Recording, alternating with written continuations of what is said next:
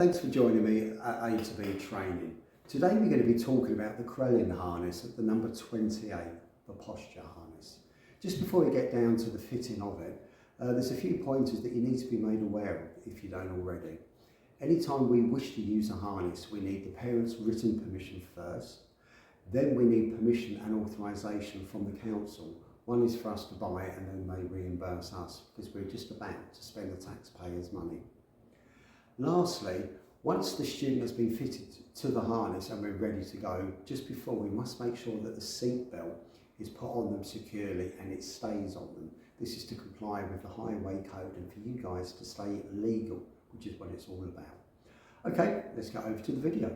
Right, back again. Let's have a quick look at the harness just before we fit it to the chair. So this is the posture harness, the Crelling number 28. This is the front and the top of it, and at the top there it has 4 belts that come over. We have the 2 centre ones, which actually are the harness themselves, and the 2 on the side is what we're going to use to secure to the chair, that go up and over the top of the back of the chair. And at the bottom of the harness there are 3, let's move these out of the way, there are 3 straps. One is what the student is going to sit on, which comes up between the legs, and the other 2 are what's going to go down behind the seat to secure at the back with the others. Looks complicated, but once I show you on the chair, hopefully it all makes sense. Let's get to it. Hi there, welcome back. Now I'm just going to show you how we're going to fit the harness to the seat that's more than likely you're going to have very similar in your vehicle as well. So remember, this is the top of the harness here, and it has the 4 straps. The 2 ends are what we're going to put over the top, and we actually have it in the centre here. This is what the harness is that's going to go across both arms. So I'll show you here. So the harness goes forward facing like so. 2 straps at the side come up and over the top. Then we just remove the 2 to either side for now, and remember there was 3 on the bottom. So the middle one we just place through forward, and then we have the first strap we thread through between the base of the chair and the back, and we pull that out like so, and then we do the same with the other side as well. Put that through and comes out like so. And now we're going to connect the 2 at the back, and I'll show you that straight away. So now what we now have are the 2 belts that have gone over the top of the back of the chair. We have the 2 belts that were at the bottom of the harness each side have gone underneath between the base of the seat and the back, and now I've come out down at the bottom. So we have 1, 2, 3, 4. And now all we're going to simply do is put them together, connect them tightly.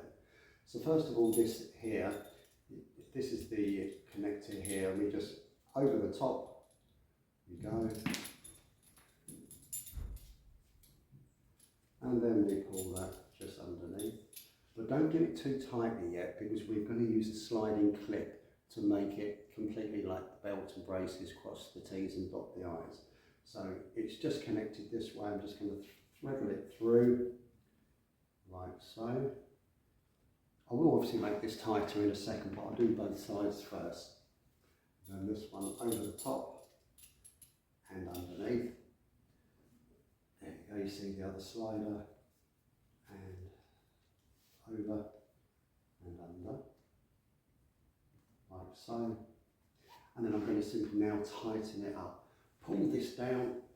As you can see, there's quite a bit that's pulled through. Pull it down, and I'll do the same to the other side as well. Pull that down as tight as I can, pull that through, and now the harness itself is securely snug against the back, obviously the front of the chair here, and it looks nice, neat and tidy. Give you a close-up on that in a second. There we are. That's a close-up of the back of the chair with the harness fitted correctly. Hope that makes sense.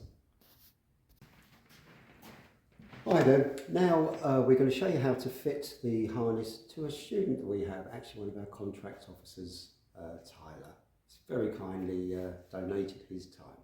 All right, Tyler, you okay? Yeah. Brilliant. Okay. So he's sitting down with the harness behind him. And if you remember, there was 3 straps at the bottom, and this is the 3rd one, as I said, that does come in between the legs. We'll be using that right at the end. So now we're going to put the straps literally over the shoulder like so. And if I come round this way, brilliant, thank you very much. Now what we have is this other strap comes up the middle here, between his legs here, and then it clips very simply together. We'll get a close-up of that in a minute, and it just clips in and locks into position, and to release it you lift and slide out. As you can see, this is clearly too big for Tyler, so what you do is we can now adjust the tops. We just pull those down accordingly, and the same on the other side. So on this particular harness, the 28, the posture, it can adjust 1, 2. There is also one on the side here, 3, and the 4th one is obviously the one down here between the legs, but do be careful with that. I'll be careful, we don't even sing like a choir boy, do we now? Okay, so that's about as tight as you need it to be. It's always better to have these fitted when they're not wearing a coat or a jumper or anything, so we can get as near to skin as possible. As I did say to you at the very beginning of the video, a seatbelt must be worn to keep you compliant and legal with the highway code. So now the seatbelt comes exactly as you would do normally, up and over, and connected in to position like that. How are you feeling? Okay? Yeah, wonderful. Fantastic.